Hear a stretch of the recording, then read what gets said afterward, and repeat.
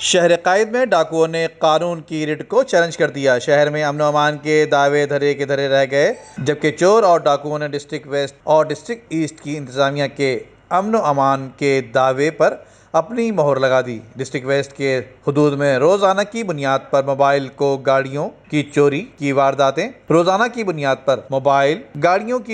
वारदातें मामूल बन चुकी हैं। घरों के बाहर खड़ी मोटरसाइकिल का चोरी हो जाना कोई मसला ही नहीं। डिस्ट्रिक्ट ईस्ट में भी डकैती की बड़ी बड़ी वारदातें होना मामूल बन चुकी हैं, जबकि फिरोजाबाद थाने की हुदूद खालिद बिन वलीद रोड ब्लॉक 2 में डकैती की बड़ी वारदात हुई, जिसमें 4 मुसल्लह डाकू कराची इलेक्ट्रॉनिक मार्केट के सदर रिजवान इरफान के करीबी अजीज से 35 लाख रुपए छीन कर फरार हो गए।